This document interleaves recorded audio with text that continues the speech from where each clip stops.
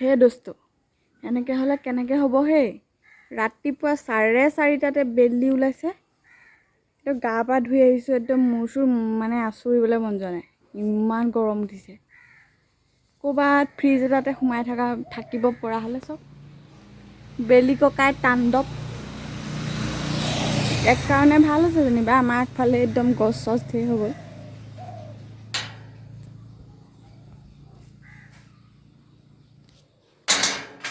আমাৰ আগফালটো চাব দেই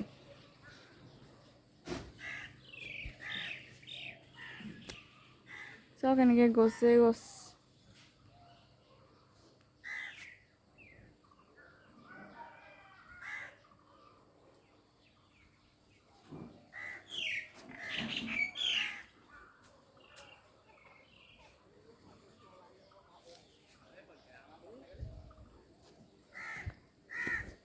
এইটো আমাৰ ঘৰটো মানে আমাৰ পদূলিৰ পৰা এনেকুৱা দেখি এনেকুৱা পুৰা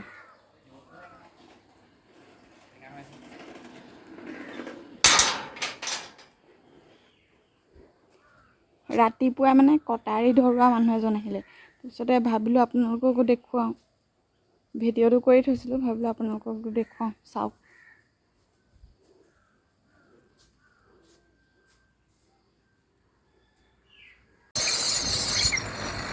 দা কটাৰী কুঠাৰ কেঁচি এনেকুৱা জাতীয় বস্তুবোৰ ধৰাইছে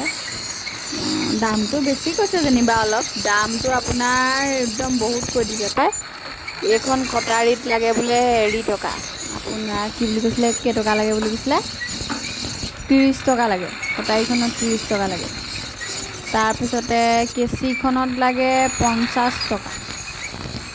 কেনেকৈ হ'ব ইমান দাম হ'লে ক'ৰপৰা দিম ইমান দাম ইমান পইচা নাই নহয় কষ্ট আছে বাৰু দেই এই ৰ'দত চাইকেল মাৰি মাৰি আহিছে তাৰপৰা এই মেচিনটো আকৌ কেৰিয়াত উঠাই আনিছে চাইকেলৰ কেৰিয়াত তাৰপিছত সেয়াই আৰু তাৰপিছত এইবোৰ আগতে এইবোৰ শিলেদি ধৰাই থাকে তাৰপৰা এতিয়া ভাবিলোঁ কোনে ইমান কষ্ট কৰি থাকে আৰু পাচলি আপোনাৰ নেকাটেহে নেকাটে খালি এইকেইদিন অলপ সাৱধান হ'ব লাগিব আৰু দেই আৰু ধৰাই আছে আৰু দেই আৰু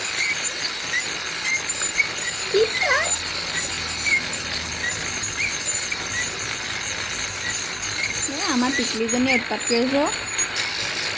টিকলি বাদ দিয়ক এইটো চাওক কোনোবাই যদি এইটোকে ব্যৱসায় কৰিম বুলি ভাবিছে কৰিব পাৰে এইটো ব্যৱসায় বেয়া ব্যৱসায় নহয় একদম ভাল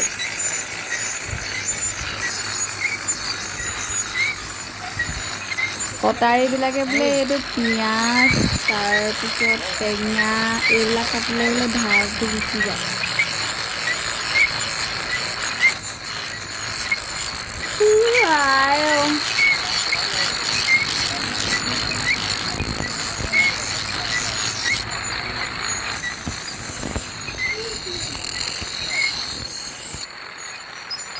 এইকেইদিন একদম ভাগ্য কাৰ কি হ'ব ঠিক নাই নহয় আপোনাৰ